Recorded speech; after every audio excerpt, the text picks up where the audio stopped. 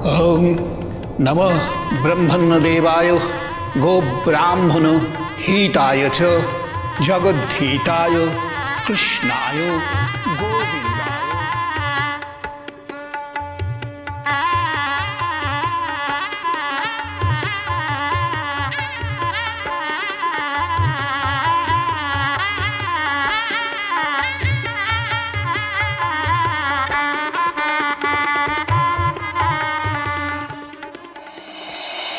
কই রে লক্ষ্মী, কোথায় গেলি?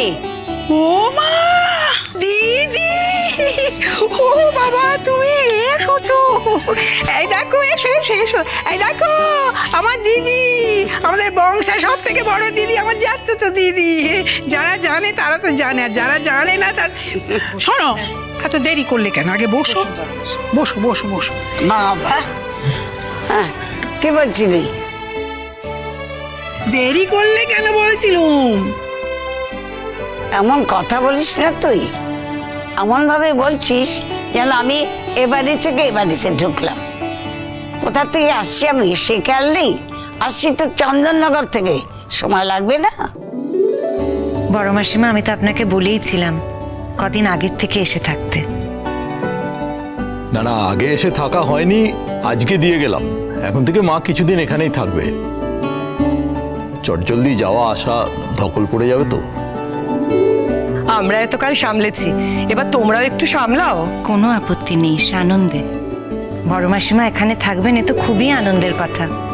মারও সঙ্গী হবে। কি আনন্দের কথা দিদি, কি আনন্দের কথা। ওরে বাবা, কি বলবো, দিদি যা পিঠে পুলির হাত জানো, আর কি ভালো রান্না করে, যারা খেয়েছে সেই জানে। সেই সব গেছে রে, এখন আর সেদিন নেই। কিরে বুবলাই? বড়টা মেয়ে, দেখেছো আমার কি অবস্থা? এই গরমের মধ্যে আমাকে দিয়ে কি করাচ্ছে দেখো। তোমাকে যে একটু উঠে প্রণাম করবো সেটাও করতে পারছি না। তা সে হবে কোন, পরে একদিন করে নিবি। তো বৃদ্ধির কাজ কে করছে রে? ছেলের মামা কোথায়? এই তো আমি। তুমি নবাব পুত্র সেজে ওখানে বসে আছো কেন? আর আমাদের চন্দ্রের বন্ধু, সে করছে বৃদ্ধির কাজ।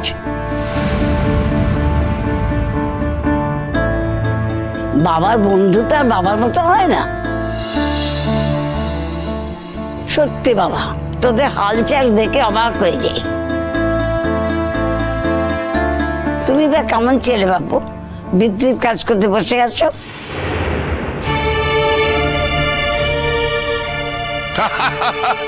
তো ওই তো করবে, ও ছাড়া করার আর কে আছে? তুমি আবার কে? আমি তো ওর দাদা, নতুনের দাদা। দেখো বাবা, আমি নতুন পুরনোর কথা জানি না, যা নিয়ম তাই হয়। না না, ওই তো ওই বৃদ্ধির কাজ তো একজনকে করতে হবে, তাই। একজনকে করলেই হলো, আর যে কেউ করলেই হলো? কি বলছিস?